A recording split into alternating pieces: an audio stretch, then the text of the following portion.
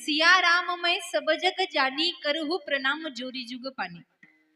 ब्रह्म तत्व जे आहे ते या जगातलं सत्य आहे माईबा. ब्रह्म सत्य जगत मिथ्या जीव ब्रह्मैव नापरा. तो एकच सत्य आहे आणि तो सत्य शाश्वत रूपानं सगळीकडे बसलेला आहे. सत्य तू विठ्ठला का दाविला जगदाकारा. का हे जगदाकार दाखवलं? कारण इथे फक्त ब्रह्म सत्य आहे. सर्वभूत सर्व साक्षी सर्व ठिकाणी बसलेला सगळ्यांमध्ये आहे. विठ्ठल जळी स्थळी भरला. रीता ठाव नाही उरला. कुठेच ठाव रीता नाहीये. आज मी दृष्टीने पाहिला. आता हे खरं आहे का? आज मी दृष्टीने पाहिला का? शिवराव गोपाते माझ्याकडे स्वप्नात तरी आला का हो? आला महिला मंडळ? आमच्या बायांची दृष्ट काढावी अशा महिला मंडळ आहे. वा, परम भक्ती आहे तुमची. कोटी कोटी वंदन आहे तुम्हाला.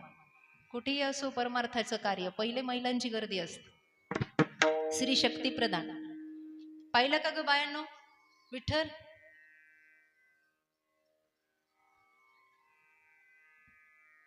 महाराज म्हणतात आज मी दृष्टीने पाहिला. परोक्ष ज्ञान, अपरोक्ष ज्ञान आणि दृढ अपरोक्ष ज्ञान या तिन्हीचा उजागर भाव ज्यांच्या हृदयात जागा झाला ते वंदनीय महाराज आहे. ते संत संप्रदाय आहे. त्यांनी पाहला नवे नवे त्यांच्या सोबत बागडला, खेळला, काम करू लागला, आनंदात राहिला. कारण देवाचं ब्रीद आहे. काही पर्वकाळ असे आहेत की तिथे गर्दी होते. त्या गर्दी काळामध्ये जर अंतर्भावानं देवाला भजलं तर देवाचं स्वतःचं म्हणणं असं आहे की मला वैकुंठात करमत नाही, मला कैलासामध्ये करमत नाही. मग करमत कुठे? माझे भक्त गाती जेथे. नारदामी नाहम वसामी वैकुंठ योगिनाम हृदयी नवय मद भक्ता यत्र गायंती तत्र तिष्ठामी नारद. पण तो सगळीकडे आहे. फक्त त्याची रूप वेगळी आहे. त्याचंही प्रमाण आलंय वारकरी संप्रदायामध्ये. रूप वेगवेगळी आहे, ठाव मात्र एक आहे. भगवंताची रूप वेगवेगळी आहे. काय प्रमाण आहे ते? अनंत रूपे अनंत वेशे देखिले म्या बाप रखुमा देवी वरु खुन देखिलागे माये. देवाचा देव. त्याची रूप वेगळी. कुणी शंकराला बसतं, कुणी गणपती बाप्पाला बसतं, कुणी परंबा भगवतीला, कुणी माय बाप विठ्ठलाला बसतं. काही लोकांना देव आवडत नाही ते माऊलीला बसतात, तुकोबांना बसतात. आज नागपंचमीचा दिवस आहे. नागपूजा सगळीकडे पाहिलं आम्ही. बघत आलो रस्त्यामध्ये. एवढा भाविक राष्ट्र आहे आपला. प्रत्येक पर्व काळाची उपासना आपल्याकडे केली जाते. म्हणून वारुळ दोऱ्यानं बांधले आमच्या बाया. एकही नागाला बाहेर येऊ देणार आता. सगळीकडे नागपूजा आहे. आणि एक गोष्ट लक्षात द्या, तुम्हाला माहित नसेल, आपले सण प्रत्येक तिथीला येतात. तिथीशिवाय ज्योतिषशास्त्र असं सांगतं आपले भारतीय सण तिथीशिवाय नाही. नागपंचमी कधी येते? पंचमीला. दिवाळीचं लक्ष्मीपूजन कधी येतं? राखी कधी येते? गणपती कधी आहे? एकही तिथी अशी सुटलेली प्रथमा द्वितीयापासून अमावस्या यामध्ये सगळ्या आल्या. पौर्णिमा आली, प्रतिपदा, एकादशी, सगळ्या तिथे. प्रत्येक सण तिथीला आहे. म्हणून या सणाच्या दिवशी तरी निदान देवाला भजलं पाहिजे. 12 महिने वेळ नाही, पण एखादा तरी सण असा की निष्ठावंत भाव भक्ताचा स्वधर्म या न्यायानं देवाच्या समोर बसावं. आज नागपंचमीला का या दहीफळे बाबांना, ते दुसरे बाबा किंवा ही कमिटी असेल, आपण पंचक्रोशीतील सर्व असेल, महाराज मंडळी, का असं वाटलं कीर्तनाचा काय कार्यक्रम ठेवावा, कथा ठेवावी, आपण सोहळा ठेवावा? का असं वाटलं? कारण काहीतरी प्रयोजन असतं. वारकरी संप्रदायामध्ये कथा आणि कीर्तन याचसाठी आहे की अनादी कालाचे वाईट संस्कार मनातून जावे आणि भगवंताचं प्रथमदर्शी दर्शन आपल्या हृदयात यावं. याचाच हे प्रमाण. आपलं हित करायचं असेल तर दुसऱ्याचं नाही. दुसऱ्याच्या दारात झेंडा लावायला जायचं, दुसऱ्याच्या झेंड्यावर पंढरपूर करायचं नाही ना. दुसऱ्यानं केलं ते आपल्या फायद्याचं काय? शिव महापुराण किंवा रामचरित्र मानस मध्ये कथा येते, जी परंबा भगवती तिनं 1000 वर्ष तप केलं. कुणासाठी केलं? स्वतःसाठी. दुसऱ्यासाठी नंतर. आधी स्वतःचा उद्धार. आपलं उलट आहे, पैशाच्या बाबतीत आधी कमवून घ्या, परमार्थाच्या बाबतीत नाही, मागे. अहो परमार्थ असा शिकवतो, ज्याला देवाचं दर्शन झालं तोच जगाला दर्शन करून देऊ शकतो. ज्याच्या जीवनातलं स्वतःच दुःख गेलं नाही तो जगाला काय सुखी करू शकणार आहे? जो आतून पेटलेला आहे, ज्याला संसार काय कधीच कळलं नाही आणि तो जगाला अकलीचे ढोस पाचतोय, काय म्हणतो? अहो संसारात दुःख आहे, तुझा सुटला का? नाही ना. म्हणून अभंग आपुलिया हिता जो असे जागता, आपलं हित कशात आहे? या कथा कीर्तनामध्ये आहे. कारण डायरेक्ट देवाची भक्ती करणं हे प्रत्येकाच्या मनात नाही. पाप एवढं भरलेलं आहे आणि कलियुगामध्ये एवढं पाप मनामध्ये भरलेलं आहे. नरसिंह सरस्वतीने लिहिलेल्या गुरुचरित्र ग्रंथाच्या 34व्या अध्यायामध्ये असं वर्णन आहे की कलियुगात जर कीर्तनात जरी माणूस बसलेला असेल तरी सुद्धा मन म्हणेल उठून बाहेर चल. मन काय म्हणेल? उठून बाहेर चल. बुवांना कधी कीर्तन भेटलं का नाही काय माहित, 2-2.5 तास झाले तरी सोड ना बुवा. उठून बाहेर चल. काहींचं शरीर इथे मन बाहेर आहे. मग त्या मनाला पवित्र करण्यासाठी काय सांगितलंय? तर कीर्तन ऐका, भजन करा. भजनामध्ये फार मोठी ताकद आहे. मला अभंगाकडे जायचंय पण पूर्व पीठिका आपण बघतो. ते सुंदर दर्शन संतांना झालं का? झालं त्यांचं मन तेवढं पवित्र होतं, त्यांची वाणी तेवढी पवित्र होती, त्यांचे नेत्र तेवढे पवित्र होते. आपण भजन करतो का? सांगा बरं. भजन म्हणावंसं आहे का आपलं? लोक म्हणतात म्हणून आपण भजनाला बसतो. भजनाचं काही कळत नाही आपल्याला. बऱ्याच महिला म्हणत असतात सुरुवातीचं आ उ होऊ द्या मग जाऊ कीर्तनाला. त्यांना या चालीतला रागविराग माहित नाही, त्यांना काही कळत नाही. त्यांना असं वाटतं की हे उगाच आरडतात टाळ हातात घेऊ. असं नाहीये.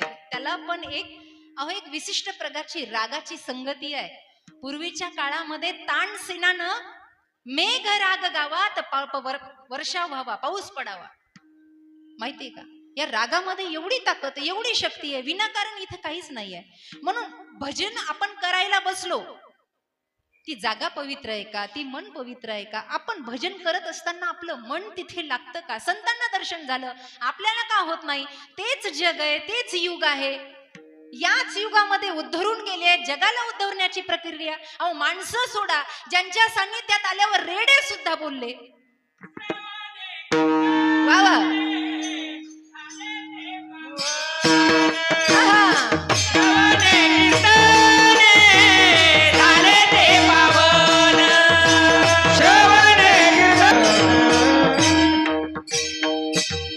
श्रवणे कीर्तने झाले ते पावन.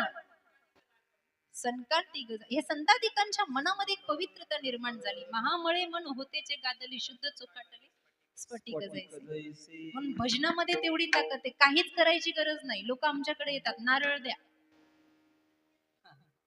लिंबू द्या, कशाला? घराला बांधायचंय. अरे काय आहे ही अंधश्रद्धा? महाराष्ट्रासारख्या पवित्र देशामध्ये ही अंधश्रद्धा नसावी, जिथे ज्ञानोबा तुकोबांचे ग्रंथ आहे, कुणाच्या बापाची टाप नाही, घराकडे वाकड्या नजरेनं पाय.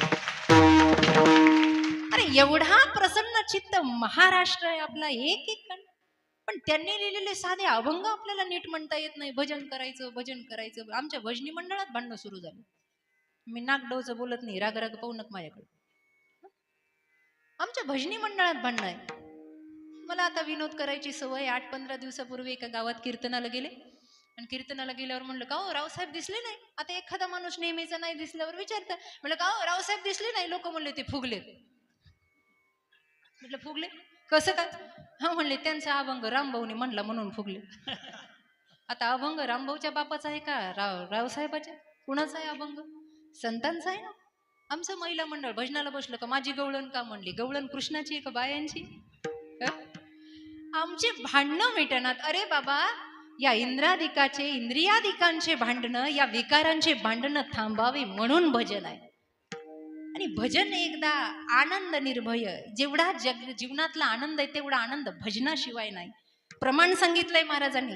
जीवनातलं सर्वात मोठं समाधान प्राप्त करून घ्यायचं असेल तर एकच आहे, सदा नाम घोष करू हरी तेने सदा चित्ता सर्व सुख ल्यालो, सर्व अलंकार आनंद निर्भय. सगळ्यात मला सांगा, आनंद, उल्हास, शांती हे शब्द कुठे शोभून दिसतात? कुठे? राजकारणात. हा, समाजकारणात, श्रीमंतीमध्ये, इथे फक्त परमार्थिक माणूस लागतो. परमार्थिक असला की त्याच्याकडे धन नसू द्या, महाराज म्हणतात आमच्याजवळ काही नाही पण जीवनात आनंद आहे. आम्ही सदैव जवळी येता जाऊ बुडती भिके, कुत्री घर राखती. आमच्याकडे काही नाही तरी परमोच्च कोटीचा आनंद आहे. हा आनंद घ्या माईबाप. हे कथा कीर्तनामध्ये किती तत्वज्ञान सांगितलं, किती ब्रह्मज्ञान सांगितलं. यापेक्षा आम्हाला कळलं काय, यातून आम्हाला घेऊन प्रसाद जायचा आहे काय. आज नागपंचमी आहे, ते दारात जरी निघलो तर हनुमान चालीसा चालू होती. लोकांना वाटतं दर्शन द्या दर्शन द्या. एवढं भीतात लोक का, त्याची भीती आहे आम्हाला. परंतु त्या शाश्वतात जरी आम्हाला दर्शन करायचे, आमची मनोवृत्ती चांगली पाहिजे. म्हणून कथा कीर्तन ऐकायचे. आजचं प्रयोजन फार सुंदर आहे. या कथा कीर्तनाने मन पटलावरचे विकार निघून जातात, विकार निघून जातात. म्हणून मी एक गोष्ट नेहमी सांगत असते, माणसानं आरशात पाहावं. कशात पाहावं? आरशात. तुम्ही पाहता का आरशात? आरशात नाही पाहत बाई. काय वैरागी आहे, संन्याशी आहेत का काय? काही काही भूतांना तर सकाळी उठल्या उठल्या आरशात पाहायची सवय. नवल असं आहे दहीफळे बाबा, आरशात स्वतःच तोंड पाहणार उठल्या उठल्या, पुन्हा जगाला म्हणणार आज कुणाचं तोंड पाहिलं कुणाच ठाऊक, कामच होईना. अरे तुझंच पाहिलं की कुणाचं पाहिलं दुसऱ्याच. कथा कीर्तन हे एक आरसा आहे. या आरशात कधीतरी पाहिलं पाहिजे. भागवत हा एक आरसा आहे, रामायण हा एक आरसा आहे. ज्या दिवशी या आरशात आपण पाहू त्या दिवशी आपली इज्जत आपल्याला कळते. आपण रावण आहे, कुंभकर्ण आहे, आपण हिरण्यकशिपू आहे, आपण कोण आहे ते बघण्यासाठी हा परमार्थाचा आरसा आहे. मी कोण आहे, मी आज कीर्तनात बसले किंवा बसलो, मी कोण आहे, मी कशी भक्ती करतो, मी शबरी आहे का, माझी उष्टी बोरं राम खातील का, राम येतील का, कुत्र विचारीनं आपल्याला पाहिलं पाहिजे. आरसा बरोबर सांगतो किती काळा किती गोरा, काजळ किती लागलं, पावडर किती लागलं. आरशात पाहिलं पाहिजे. आरसा हे प्रतिबिंब दाखवणारा उत्तमदर्शी सत्य पदार्थ आहे. सगळं काही खरं सांगतो, परमार्थ सुद्धा सगळं काही खरं सांगतो. फक्त लोकांना बोचतं म्हणून लोक येत नाही. कळतंय का? आरसा कधी खोटं बोलतो का? आरसा, एक येड जत्रेमध्ये गेलं, घरच्यांनी सांगितलं होतं यात्रेतून काहीतरी घेऊन ये. गेलं, त्याला माहिती नव्हतं या वस्तूला आरसा म्हणतात म्हणून. काहीतरी चमकणारं दिसलं, लक्षपूर्वक ऐका, चमकणारं दिसलं आणि म्हणून त्यानं त्या वस्तूला हात लावला. आणि हात लावल्यावर त्याच्यात न बघता अगोदर दुकानदाराला विचारलं हे काय आहे. दुकानदार म्हणला नीट बघ ना काय आहे. तर नीट बघ म्हणल्यावर त्यानं असं आरसा समोर धरला आणि जसा समोर धरला तसं त्याला काय दिसलं, तोच स्वतः दिसला की नाही, प्रतिबिंब दिसलं की? हो म्हणा, नाही तर नाही. दिसलं ना? दिसलं की नाही? हो म्हणा. दिसलं का? त्यानं पहिल्यांदाच स्वतःला पाहिलेलं होतं आणि त्यानं जसं पाहिलं तसं ते दुकानदाराला म्हणलं अरे बापरे काय देखणं आहे. दुकानदाराला म्हणलं काय देखणं आहे म्हणले हे. दुकानदार म्हणले बरोबर आहे, गोळ्या संपलेल्या दिसतात. आणि मग त्यानं दुसरा प्रश्न दुकानदाराला केला, भाऊ हे रावसाहेब कितीला दिले? आरसा नाही म्हणलं. हे रावसाहेब घ्यायचे का शामराव घ्यायचे? रावसाहेब नाही इथं बसलेले, उगा राग घ्यायचं. हे रावसाहेब कितीला दिले? दुकानदार म्हणला फुकट घेऊन जा, हे रिकामा डोक्याला ताण नको. म्हणले येडं दिसतंय, पैसे नको देऊ, घेऊन जा. आता गंमत अशी झाली, तो आरशात बघायचा, त्याला स्वतःचीच प्रतिकृती दिसायची. ते डोक्याला हात लावलं की आरशातलंही डोक्याला हात लावायचं. यानं नाकाला हात लावला की आरशातलंही नाकाला हात लावायचं. यानं कान खाजवला की आरशातलंही कान खाजवायचं. मग यानं सगळ्या क्रिया करता करता असं केलं तर आरशातलंही असं करतोय. आणि मग हे म्हणलं काय काळजी आहे याला, माझी बायको विचारीनं जेवलं का नाही म्हणून, पण हे विचारतंय जेवलं का म्हणून. काही करायचं पण याला घरी घेऊन जायचं. दुकानदाराला म्हणला जाऊ का? तो म्हणला पहिले जा, थांबू नको. त्यानं तो आरसा घेतला, घराकडे पळतच निघला. बरं जाताना तरी गुपचूप जावं, त्या आरशात असं मान हलवतं की ते पुढचंही मान हलवतं. म्हणायचं चला आपल्या घरी, ते आरशातलं म्हणायचं चला आपल्या घरी. आवाज याचा होता पण क्रिया समोरच्याची होती. असं करत करत घराच्या जवळ आलं आणि म्हटलं स्वतःच्याच मनाला, काही झालं तरी हे रामभाऊ, हे रावसाहेब कोणाच्या हाताला लागू द्यायचे नाही. हे एवढेच असे आहेत की माझी काळजी घेतात. कोण? आडगळीच्या खोलीत गेला आणि आरसा लटकवला आणि त्याच्यावर पांघरून टाकलं. घरातले इकडे तिकडे गेलं का तासन तास त्याच्याशीच बडबड करत बसायचं. आज बाळूच्या माईने असं केलं, बापाने असं केलं, माईने तसं केलं, वगैरे वगैरे. त्याच्याशी गप्पा, राजकारणाच्या गप्पा, तासन तास त्या आरशात बघून बोलायचं. त्याला कळत नव्हतं मीच आहे म्हणून. आरसा हे प्रतिबिंब दाखवतो. बायकोच्या डोक्यावर परिणाम झाला. ती म्हणली हे येडं आडगळीच्या खोलीत जाऊन काय करतंय.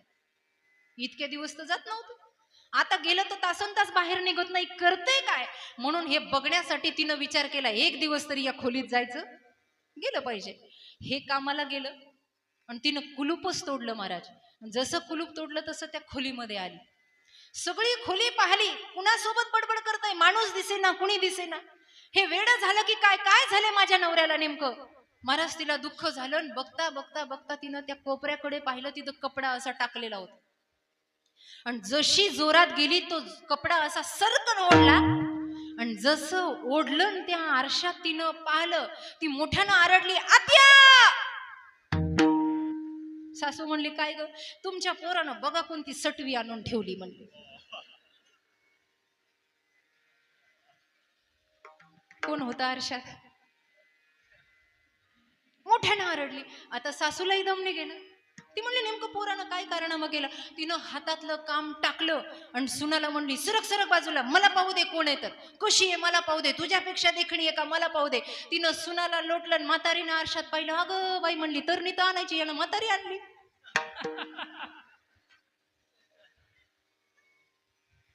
आरशात कोण दिसलं तिला? ती स्वतःच दिसली.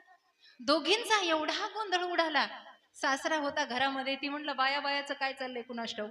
जोरात वेगानं सासरा जसा पळत आला, बायकोला दूर लोटलं, म्हणला मला पाहू दे तरुणी आहे का म्हातारी आहे. आरशानं त्या म्हाताऱ्यानं जसं आरशात पाहिलं, तो म्हणला बाई माणसातला फरक कळतो का नाही, मिशीवाला म्हातारा आहे याच्यात.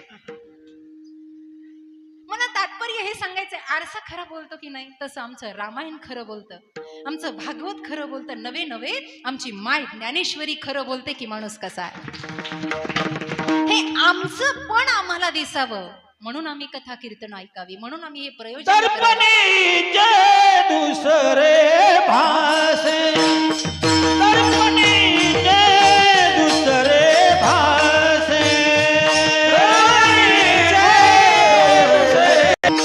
म्हणून हे जीवन धन्य करण्यासाठी या आरशात बघावं, याच्यात उजळून बघावं, प्रतिबिंब स्वच्छ बघावं, यासाठी हे सर्व आहे. नरहरी महाराजांचं प्रमुख प्रयोजन शिवाची आराधना होतं. मायबाप एवढी काटेकोरपणे आराधना कशी करावं हे संतादिकाकडून शिकावं. त्यांनी संपूर्ण समर्पण केलं. समर्पण. आज नागपंचमी आहे. आता श्रावण मास आजपासून प्रारंभ झाला. आज पहिला श्रावणी सोमवार आहे. आता महिनाभर महादेवाचं तोंड दिसत, पुढच्या महिन्यात गणपती. लगेच देव बदलतो की नाही आपण. निदान यानं नाही पैसा दिला तर तो तरी देईल. बाबा जगातली उच्च कोटीची श्रीमंती शिवाच्या दरबारामध्ये आहे, पण उपासना कशी करावी आम्हाला माहित नाही. मार्ग दावून गेले आधी दयानिधी, येण्याची पंथे चालू या मार्गावर या. वेगवेगळे कारण सांगितलेले आहेत आराधना करायचे, पण सगळ्यात मोठं ताट भरलं तुम्ही. ताट आमचं महिला मंडळ पूर्ण श्रंगारानं तयार झाल्या, पुरुष मंडळ तयार झालं, पूजेचं ताट सुद्धा भरलं.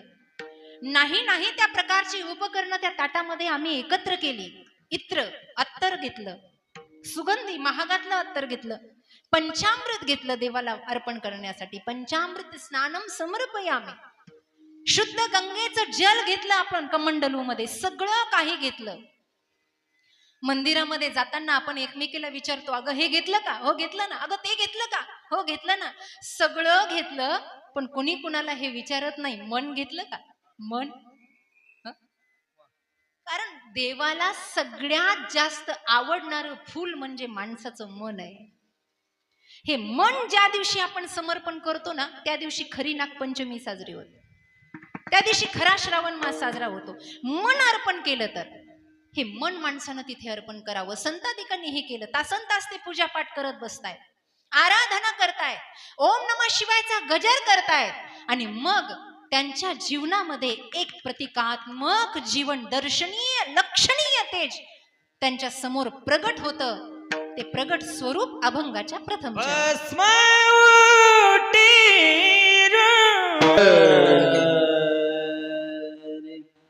काय सुंदर स्वरूप दिसलं.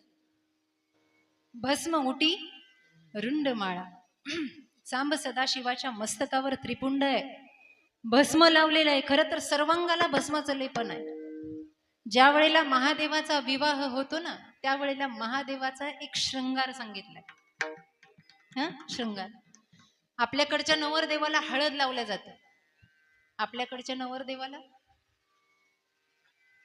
नवरदेव लावली होती का हळद? काहीच बोल ना. हळद हळद. आपल्याकडच्या नवरदेवाला हळद लावतात, शिवाला हळद नाही. सगळ्यात पहिला शृंगार आहे की शिवाला भस्माची उटी लावतात. कारण का? हे तरुणा, विषयामध्ये रथ होत असताना तुला हे आठवलं पाहिजे की या शरीराची एक दिवस माती होणार आहे आणि ती शिव धारण करणार आहे. म्हणून विकारामध्ये फसू नको, यासाठी भस्मधारण आहे. शिवाचा एक एक शृंगार आहे. आपल्याकडचा नवरदेव फेटा बांधतो, भाड्यानं आणलेला तो भेटा असतो, त्यालाच नटतोय. तीनदा तर आरशात पाहते. महादेवाच्या डोक्यावर फेटा नाही, महादेवाच्या डोक्यावर जटा आहे. जटा आहे. अर्धचंद्र लावलेला आहे. आपल्या नवरदेवाच्या तर घोस असतो ना मोत्याचा अडकवलेला आहे, असं असं झटके देते बघ पानाला. चंद्र लावलेला आहे. गळ्यामध्ये काळ आहे, काळ बांधलेला. आपला नवरदेव गाडीवर बसतो, चंचल आहे ना बाबा. पण आमचे शिवशंकर नंदीवर विराजमान झाले, कारण धर्म सांभाळायचा आहे. धर्म सांभाळायचा. एक एक शृंगार आहे. पण भस्म धारण केलेलं आहे. जे शिवाचे भक्त आहेत त्यांनी भस्म धारण. खरं तर हिंदू धर्म संस्कृती अशी आहे की प्रातः समय झाला की पुरुषांनी सूर्याला अर्घ द्यावा, महिलांनी तुळशीला पाणी घालावं, महिलांनी तुळशीतली माती घ्यावी आणि या त्रिपुटावर लावावी. खरं तर कुंकू लावणं म्हणजे काय? बऱ्याच महिला पती गेल्यावर कुंकू लावणं सोडून देतात. भले नका लावू, तुम्हाला संस्कृती सांभाळायची, पण काहीतरी लावा. 2 भुवयाच्या मध्ये गुरुपीठ आहे आणि तिथे काहीतरी तिलक करावा, ही हिंदू धर्म संस्कृती आहे. म्हणून पुरुषाच्या कपाळावर गंध असलाच पाहिजे, धर्माचं प्रतीक आहे.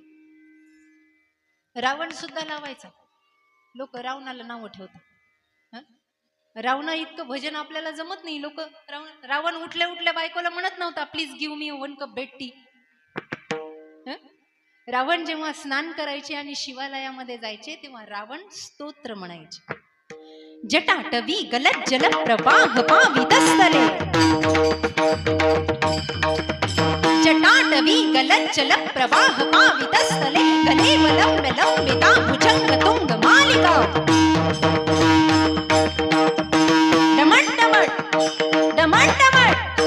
डमण डमण डमण डमण निनाद वड्ड मरवयं चकार चंड तांडव तनोतु नः शिव शिव, तनोतु नः शिव शिव, तनोतु नः शिव शिव. असं तांडव. आणि असं तांडव म्हणलं तर घरातले तांडव जात असतात. कळतंय का? हे तांडव रावण म्हणायचा बाबा. मग रावण किती भक्तिवान असेल. ज्या महाराजाचा आदर्श आपल्या हृदयात आहे त्याच्या मस्तकावर काय आहे?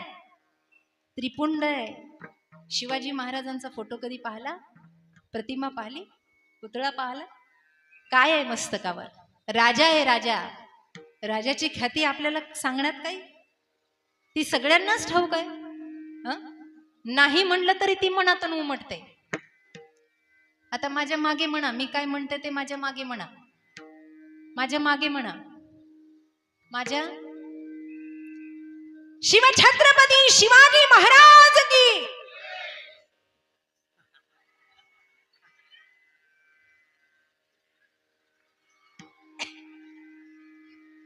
हे असं कसं कीर्तन करावं? मला हे दाखवून द्यायचं होतं की जय इथून निघतं बाबा, ते म्हणायला लावायची गरज नाही. एवढा तर आपला राजा महान आहे. पण त्याच्या दिवसाची सुरुवात शिवाच्या आराधनेपासून होते. आता ओघाला आलो म्हणून सांगते, शिवचरित्र माझा विषय नाही. शिवाजी महाराजांच्या काळामध्ये जेवढे शिव मंदिरं बांधले गेले तेवढ्या सगळ्या शिव मंदिराचे दरवाजे खुजे आहेत. खुजे म्हणजे छोटे आहेत. एकदा मावळ्यांनी विचारलं होतं, राजा किल्ल्याचे दरवाजे पहाडासारखे केले आहेत पण मंदिराचे दरवाजे छोटे का? तेव्हा राजांनी उत्तर दिलं, मावळ्यांनो ऐका, पुढे कलियुगामध्ये पिढी चांगली येईल का नाही मला माहित नाही.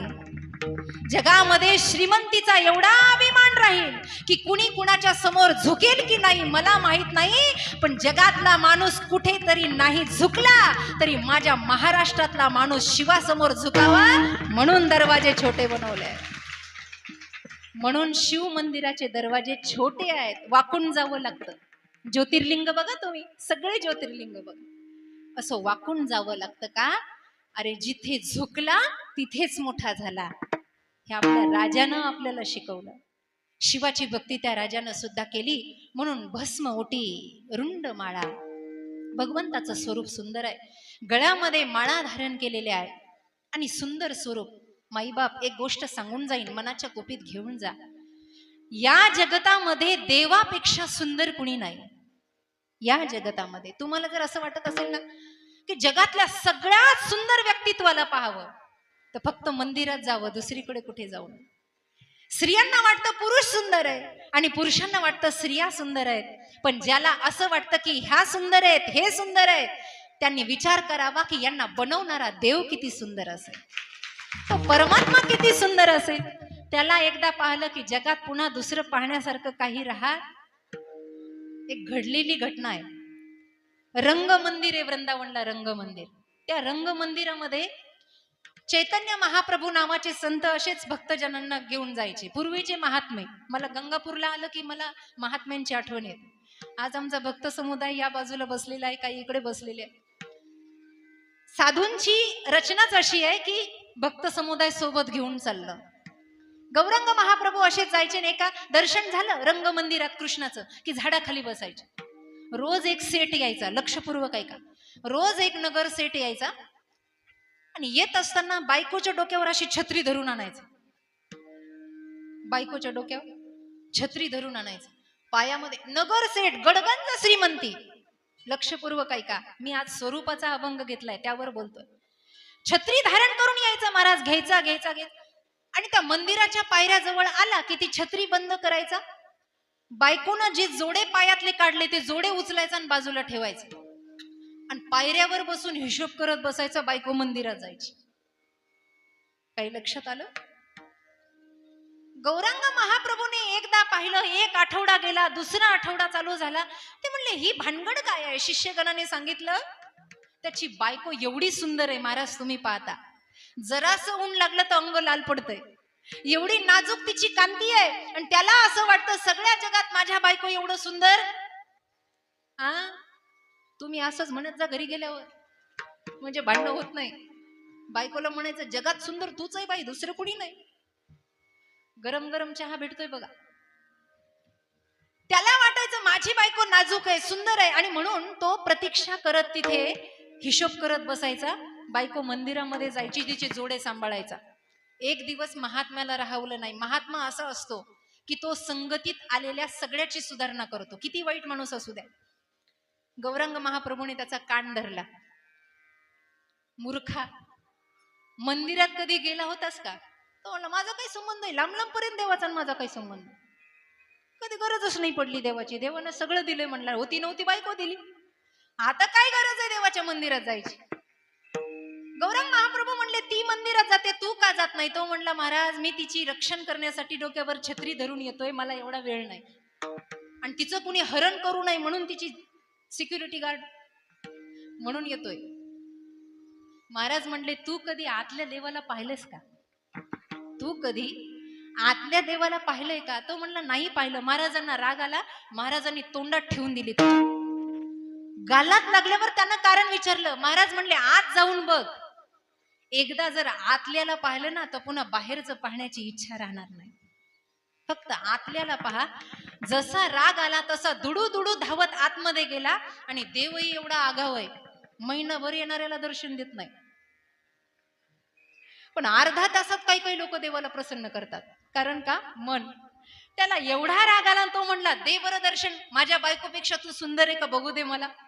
एवढा लख प्रकाश पडला आणि एवढी सगुण साकार सुंदर मूर्ती त्याच्या समोर उभा राहिली. त्यानं जसं पाहिलं, चरित्र असं सांगतं, त्या दिवशीपासून तो घरीच गेला नाही. तो वेडा झाला महाराज, वेडा झालो, वेडा झालो, एवढा तृप्त होऊन गेला. पण आज तुम्ही घरी जा, नाही तर मोरच्या आळंदीला येईल. सांगायचं तात्पर्य काय? त्याचं स्वरूप सुंदर आहे. काय त्याच्या स्वरूपामध्ये? अभंगाच्या दुसऱ्या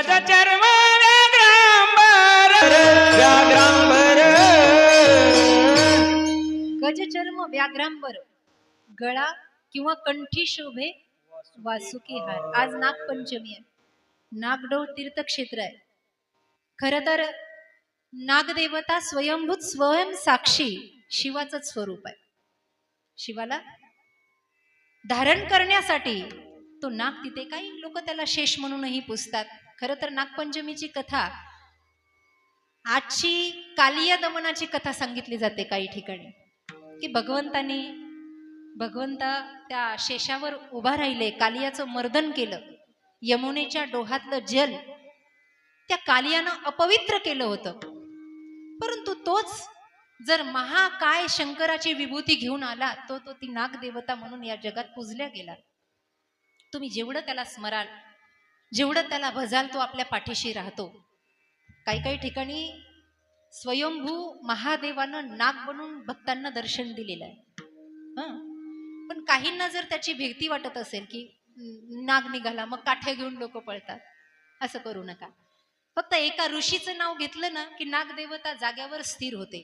आस्तिकाय नमः. 9 नागकन्या आहेत. जरद कारू, जरद प्रिया, मनसा सिद्ध योगिनी, वैष्णवी नाग भगिनी, नागेश्वरी तथा जरद कारू प्रिया आस्तिक माता, अशा 9 जणी आहेत. या 9 जणीपैकी एकीचं जरी नाव घेतलं तर शास्त्र असं सांगतं की नाग आपल्या वंशाला सुद्धा स्पर्श करत नाही. लक्षात घ्या. खर तर प्रत्येक प्राण्याला जवळ केलंय, प्राणी मात्रावर दया केली प्रत्येक अवतारामध्ये देवाने. ते याच्यासाठी की मनुष्याला शिकवायला की बाबा हे प्राणी सुद्धा सद्गतीला जाऊ शकतात चांगल्या संगतीत आल्यावर. म्हणून नाग असेल, नंदी असेल, गरुड असेल, उंदीर असेल, मोर असेल, वाघ, सिंह, हत्ती, तुम्ही बघा प्रत्येक देवतानं एक एक पशु, एक एक प्राणी निवडलाय. तो याच्यासाठी की माणसाचं डोकं जाग्यावर यावं. का चांगल्या संगतीत गेल्यावर हे सुधारतेत बाबा, माणसं का नाही सुधारायची? हे असं आहे. म्हणून सगळ्या गोष्टी जागृत करण्यासाठी आहे. आज नागपंचमीचा दिवस आहे, शिवाची कथा ऐकावी म्हणून एक शिवचरित्र मी आपल्यासमोर मांडणार आहे. त्या अगोदर विठोबा रुक्माईचं भजन घेऊ. विठोबा रखुमाई, विठोबा रखुमाई, विठोबा रखुमाई. शिवलीलामृत ग्रंथातील सुंदर कथा चिलिया बाळाची आपल्याला ऐकायची आहे. आज श्रावण सोमवाराचा, श्रावणातला पहिला सोमवार आहे. मनुग्रत ग्रंथ आहे पण आख्यान खूप छान आहे. ते मी आज या व्यासपीठावर आपल्याला सांगणार आहे. पण तत्पूर्वी कोणतीही कथा ऐकण्यासाठी मन स्वच्छ लागतं. ते मन साफ करण्यासाठी भजनाचं झाडू मारूया. सर्वांनी वरती हात करायचे, सर्वांनी. काही काही नियकच केलेत निवडून आल्यासारखे.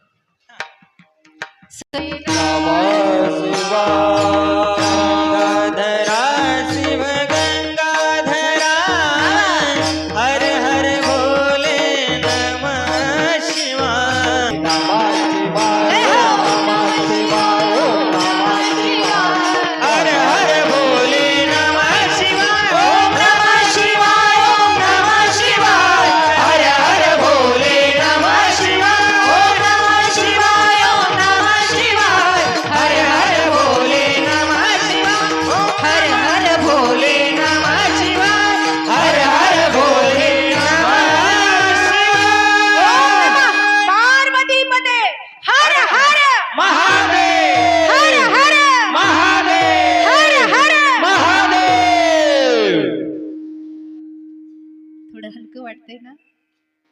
याला म्हणतात कीर्तन आणि भजन. असं जर तुम्ही केलं ना, मनातले सगळे दुःख, बस हे करणं महत्वाचं आहे. आता जे केलं, डोळ्यातून पाणी वाहू द्या, रडा. जगासमोर रडल्यापेक्षा त्याच्या समोर रडा. जगात कुठेच तुमचं शंका समाधान झालं नाही, खूप दुःख आहे, खूप दुःख आहे.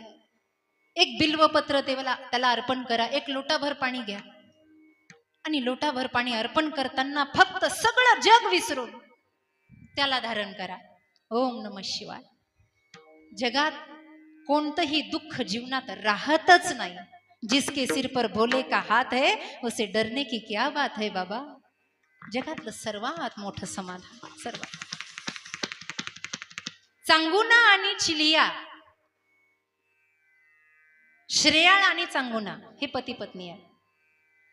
ऐका, खर तर वारकरी संप्रदायामध्ये मनोकृत ग्रंथ सांगितले जात नाही, पण आपण सगळे शिवभक्त या ठिकाणी विराजमान आहात. आणि आळंदीवरून माऊलींच्या दरबारातून सिद्धेश्वराचा प्रसाद आणलाय आपल्यासाठी. कारण या चारही भावंडांच्या जिथे जिथे समाध्या आहे तिथे तिथे शिवलिंग आहे.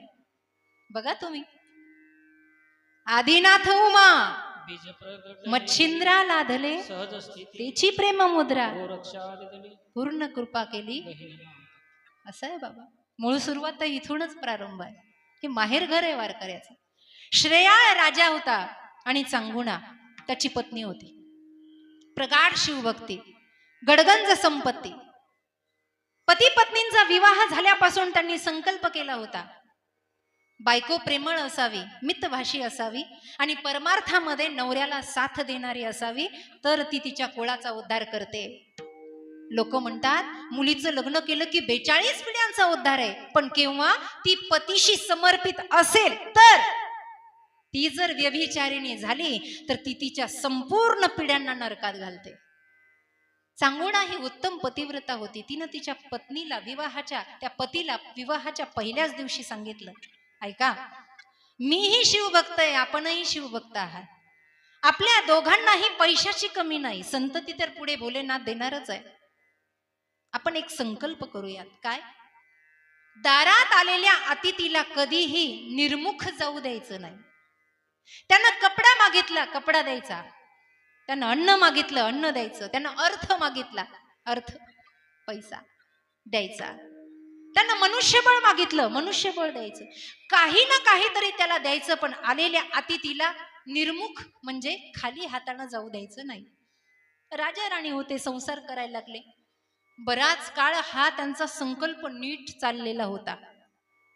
लग्नाला 5-6 वर्ष झाले, पण मूलबाळ होत नव्हतं. एक दिवस श्रेयाळ आणि चांगुणा शिवलिंगाच्या जवळ बसून रडायला लागले. भगवंताच्या आशीर्वादानं कुस पावन झाली आणि एक सुंदर मुलगा पोटी जन्माला आला, ज्याचं नाव चिलिया असं ठेवलं. सुंदर बाळ जन्माला. पण एवढ्या आधी व्याधी उपाधीत सुद्धा घरातला संकल्प तुटला. वारकरी पण पक्के असतात, वारकऱ्याच्या घरातला संकल्प कधी तुटत नाही. बायकोला माहित असतं हे जास्त कमवत नाही, पण हे जेवढं कमवतं तेवढं इमानदारीतून कमवतं. म्हणून वारकऱ्याच्या बायका या धनधान्यानं भरपूर जरी नसल्या तरी मनानं श्रीमंत असतात. भाजी भाकरी वारकऱ्याला खाऊ घालाय. मला संकल्प मोठा होता. संकल्प चालू झाला, कैलासाचं सिंहासन डगमगू लागलं. जेव्हा मृत्यू लोकामध्ये एखादा भक्त आराधना करतो ना, तेव्हा त्याचं व्यासपीठ हलतं, त्याचं आसन हलतं. पार्वतीनं विचारलं महादेवाला, बोले शंकरा, एवढे ते दोघं पती पत्नी भक्ती करता, भजन करता, तुम्ही त्यांना दर्शन का देत नाही? तेव्हा महादेवानं सांगितलं, उमा, पार्वती, ऐक, नुसतं भजन करून भक्ती करून मी कुणाला दर्शन देत नाही. मग ज्या वेळेला मी परीक्षा घेतो, माझ्या परीक्षेत तो भक्त खरा उतरतो, त्या दिवशी तो माझा असतो. कारण बऱ्याच लोकांना परीक्षेच्या वेळेला पळून जायची सवय, पेपरच द्यायचा नाही आणि पुन्हा देवाच्या डोक्यावर खापर फोडायचं. हा देव आपल्या कामाचा नाही. परीक्षा दिली पाहिजे. बरेच लोक म्हणतात भजन करताना देवाने अडचणी कशाला आणाव्या. अरे, ज्या दिवशी भजनात अडचण येते ना, त्या दिवशी समजावं भजन खरं आहे. भजनात अडचण आली, उपासनेमध्ये अडचण आली, सर्दी झाली, एखादा नियम केला, रोज हरिपाठ घ्यायचा. 4-5 दिवस घेतला आणि तापच आला, समजायचं हरिपाठ चांगला चाललाय. ताप आला म्हणजे चांगलं चाललंय. विघ्न नाही म्हणजे अजून पक्क. वारीमध्ये विघ्न आलं समजायचं वारी या वर्षीचीच पक्की आहे. आतापर्यंतच्या वाऱ्या खोट्या. विघ्नाला पार करून जो वारीपर्यंत पांडुरंगाच्या जातो, वारी वारी जन्म मरणाची वारी. श्रेयाळ चांगुनाचं आतापर्यंत चांगलं चाललं होतं, पण आता भगवंतानं मनावर घेतलं. म्हणले पार्वती तुझी इच्छा आहे ना यांना दर्शन द्यायची? हो मी करतो म्हणले, काय करायचं ते. 5 वर्षाचा झाला होता चिलिया, 5 वर्षाचा. दरबार भरलेला होता. राजा त्याच्या कामकाजाला लागलेला होता. चिलिया अंगणामध्ये खेळत होता आणि चांगुना पाकगृहामध्ये होती, स्वयंपाकगृह. आलेल्या अतिथींना भोजन करण्यासाठी खूप पाहुणे आले होते त्या दिवशी. आणि पाहुण्यात पाहुणा बरोबर 11:15 दारात आवाज आला, माई भिक्षाम देही माव. दारात आवाज खणकणारा होता आणि चांगुणेनं हातातलं सगळं काम टाकलं, दारात येऊन उभा राहिले. दारातल्या अतिथीला तिनं जे पाहिलं ते रूप इतकं विचित्र होतं. डोळ्यामध्ये ओडस होता, त्याच्यातून पू गळत होता, डोक्यावरच्या जटा विखुरलेल्या होत्या, अंगाचा वास येत होता, पायामध्ये खडावा होत्या, हातामध्ये दंड होता, व्याघ्र चर्म परिधान केलेलं होतं, काखेतून पायापर्यंत लटकणारी झोळी होती, अक्राळ विक्राळ दात पसरलेले होते. बघायला गेलं तर कोणत्याच स्वरूपानं त्याच्याकडे पाहावंसं वाटत नव्हतं, एवढा विचित्र अवतार महादेवानं धारण केलेला. आणि आवाज दिला, चांगुणे अगं मध्यान्ह काळ झालाय आणि याचक तुझ्या दारात आहे, खाऊ घालशील की नाही? चांगुणीला विचित्र काय आणि सुंदर काय, तो अतिथी होता. चांगुणा म्हणली, बाबा माझं काहीतरी पुण्य तुम्ही दारात आलात. तिला वाटलं कुणीतरी भनंग आहे, भनंग. दत्तात्रयाच्या एका रूपाला भनंग म्हणतात. विचित्र अवतार, भनंग, फकीर, कुणीतरी गावचा फकीर असेल, आला असेल मागायला. बाबा जरा वेळ थांबता का? मी तुमच्या आवडीचं रसास्वादन करते, भोजन तयार करते. काय करशील? काय करू सांगा बाबा? पुरणपोळी करू का? पिठलं भाकरी करू बाबा? फलाहार देऊ का? साधी भाजी चपाती करू का? बासुंदीची मेजवानी करू का बाबा? 56 भोग करू का तुमच्या जेवणासाठी? भोजनासाठी काय प्रसाद घ्याल बाबा? सांगा मला. चांगुने मला असं काही आवडत नाही. मग करायचंच असेल तर एखाद्या नराचा बळी दे मला खायला. मी नर भोजन करतो, मी नरभक्षी आहे, मला नर बळी पाहिजे. हे असं भोजन मला चालत नाही. पायाखालची जागाच सरकली महाराज.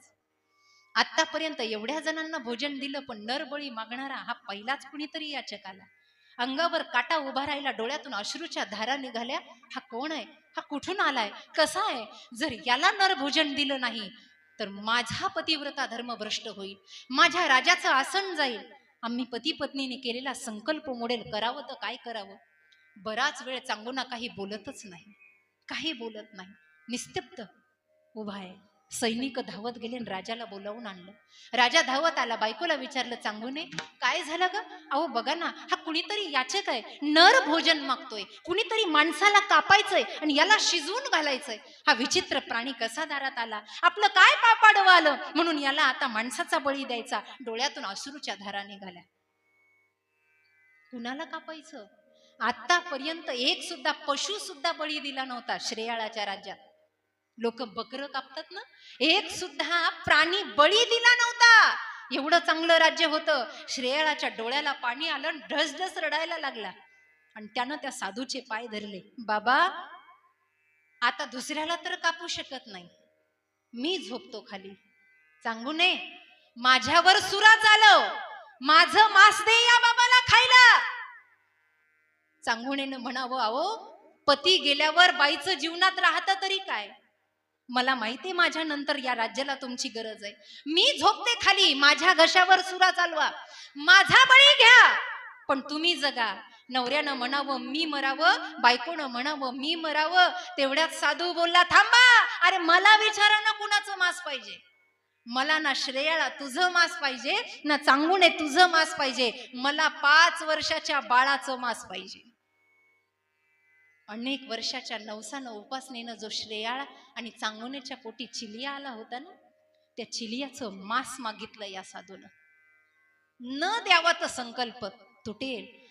भक्त असा असतो की तेने हा जीव दिला दान, म्हणून तुकोबाची भक्ती यशाच्या शिखरापर्यंत गेली. नवे नवे महाविष्णूचा अवतार सखा माझा, हे संतत्व देवत्वाला पोहोचलं. कारण का? बलिदानच करून टाकलं. घे तुला काय घ्यायचं ते.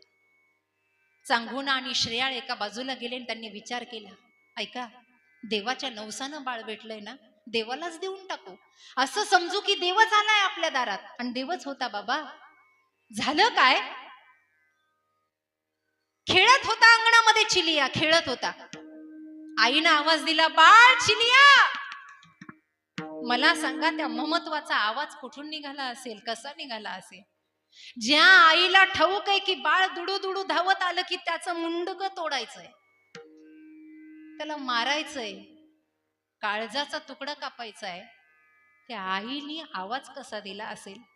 ए चिलिया, अरे तुझ्याशिवाय हा याचक भुकेलाय. आपल्या खानदानाचा, आपल्या वंशाची परंपरा टिकवायची असेल तर माझ्या बाळा धावत ये रे. अरे भोलेनाथाला तृप्त करायचं असेल तर माझ्या बाळा धावत ये रे.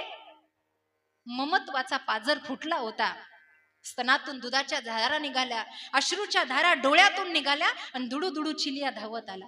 जसा आला तसाच आईच्या चरणी लोटांगण केलं. सुसंस्कारी बालक होता. आई कशाला बोलवलं? अरे बाळा, माझ्या काळजाचा तुकडा आहेस, पण या बाबाला तुला खायचंय रे, तुझं मांस शिजवायचंय. आई, जर माझं मांस या बाबाला आवडत असेल ना तर मी आताच शंकराच्या समोर झोपतो. आई, ते बाळ होतं पण सुसंस्कारी होतं, देवत्व होतं. चिलियानं 5 वर्षाच्या कसलाच विचार केला नाही माई बाप, आणि झोपला चिलिया, झोपला. पुन्हा पुन्हा चांगुना त्या साधूला वळून बघायची की एकदा तरी हा नकार दे. बाबा पुन्हा एकदा विचार केला, नवसानं झालंय हो, मला माहित नाही चांगुने, आता जर दिलं नाही तर मी असा निघून जाईल. सुरा घासून घेतला दगडावर पाणी टाकून. आजूबाजूला प्रजा उभी राहिली, बाळाला झोपवलं. श्रेयाळ एकदा बाळाला मिठी मारतोय, उचलून घेतलं, हृदयाला लावलं. बाळ, माझं बाळ मला पुन्हा कधी दिसेल की नाही? जे देवाच्या नवसानं भेटलं. ज्या आई बापाला लेकरं शिक्षणासाठी बाहेर जातात, 4 दिवस लेकांशिवाय करमत नाही, त्या श्रेयाळ आणि चांगुनांनी लेकरू कसं कापलं असेल? ही काही कुठली वसा आणि वारसा घेणारी भाकड कथा नाही, ही याच भारतात घडलेली कथा आहे. श्रद्धा ठेवा. सुरा कापलेला, तो घासलेला समोर आणला, चकचकीत. चिलिया बाळ घाबरला नाही, असा निश्चिप्त पडून राहिलेला आहे आणि घडोघडी स्मरण करतोय, ओम नमः शिवाय, ओम नमः शिवाय, ओम नमः शिवाय. जसा सुरा घेतला तसाच मानावर टाकला. धड आणि मुंडकं वेगवेगळं झालं. चांगुनेला वाटलं कधीतरी हा साधू गेला ना की हे मुंडकं जवळ घ्यावं आणि हृदयाशी धरून एवढं रडावं, कारण काळजाचा तुकडा आहे.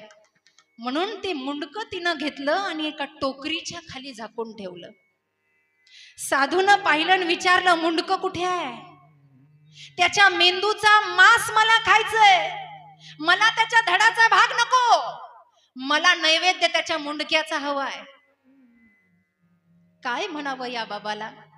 परडी खाली झाकून ठेवलेलं ते मुंडकं, ते शीर आणलं. बाबा, हे खायचंय तुम्हाला? हो, पण ऐक, असं लगेच शिजवायला टाकायचं नाही, मग याचं कांडण करायचं, याला उखळात टाक, ओव्या म्हण, आणि जर तुझ्या डोळ्याला पाणी आलं तर अशाच असं निघून जाईल. कोणती माय या जगातली लेकराच्या बोटाला ठेच लागली तर आईच्या डोळ्यातून पाणी येतं, जिला कांडण करायचंय. श्रेयाळाला ती म्हणू लागली, सगळं संपलं, आता बाळ गेलं ना की आपण सुद्धा जीव देऊन टाकायचा, आता सगळं संपलं. त्या उखळामध्ये तिनं कांडण करायला प्रारंभ केला. माईबाप ओव्या गाय लागली गळ्यावर. त्या ओव्यामध्ये ती म्हणते, बाळा, माझ्या पोटी नसता जन्माला आला तर बरं झालं असतं. 5 वर्ष मी तुझी वाट बघितली, मग माझी कूस पावन झाली. नवसानं आलास रे, पण कुण्या या साधूनं तुला भक्षण करण्यासाठी मागितलं. चिलिया, या पापिनीच्या पोटी पुन्हा कधी येऊ नको. ओव्या गाय लागली, कांडण झालं, मांस घेतलं, रक्त बंबाळ उखळ झालं. एक मोठं बहुगण पातीलं घेतलं, त्याच्यामध्ये पाणी भरलं आणि ते मांस शिजवलं. 12ची वेळ झाली, मध्यान्ह काळ झाला. ताटं वाढायला घेऊ का बाबाला विचारलं. बाबांना सांगितलं हो.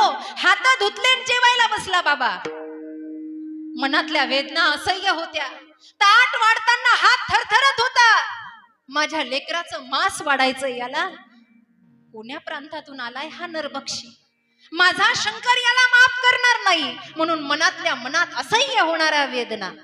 ताट वाढलेलं होतं माई बाप, पण तो साधू शांत बसला नाही. चांगुने, तुझ्या घरात हीच पद्धत आहे का? पाहुणा आल्यावर एकटाच जीव घालायची? मग तुझ्या नवऱ्यालाही ताट वाढ. बापानं लेकाचं मांस खावं काय? पण धर्म आमचा भ्रष्ट होईल, या धर्मासाठी या भारतीय संस्कृतीत अनेकांना बलिदान केलं. आमचा धर्म जाऊ द्यायचा नाही. श्रेयाळ म्हणला बायकोला, ताट वाढ. रांगोळ्या काढल्या, दिवे लावले, ताट वाढली. लेकराचं मांस ताटात आहे. बाप जेवायला बसला. बाबा, आता तरी पाणी फिरवा आणि सुरुवात करा. पाणी फिरवलं, पण घास घ्यायचा कसा? साधू घास घेत नाही. चांगुनेने हात जोडून विचारलं, आता तर सगळं घेतलं, आता तरी खा ना बाबा. मी खाऊ शकत नाही तुमच्या घरचं. का? ज्याच्या घरी संतती तर नाही ते निपुत्रिक असतात, आणि संन्याशी निपुत्रिकाचं अन्न खात नाही. मी तुझ्या घरचं अन्न खाऊ शकत नाही. आता मस्त दगडावर आपटावं अशी अवस्था झाली. धाय धाय चांगुना श्रेयाळ रडतायत. बाबा, आता काय करावं? आता एक करा, अन्न तर तुम्ही घेत नाहीये, आता आमचा जीव घ्या बाबा. आणि असं म्हणून त्या दगडावर मस्तक आदळू लागली चांगुना. त्याच वेळेला भोलेनाथ शिवशंकरानं आपलं रूप प्रगट केलं, तेजोमय रूप प्रगट केलं, आणि सांगितलं, अगं भक्तीत परीक्षाच झाली नाही तर ती भक्ती कशी? मीच तुझा भोळा शंकर आहे, मीच. बाबा, पण बाळ गेलं ना. कुठे गेलं बाळ? आवाज दे त्याला. चिलियाला जसा आवाज दिला तसा गल्लीतून दुडू दुडू धावत चिलिया समोर येऊन बसला आणि भोलेनाथाच्या चरणी साष्टांग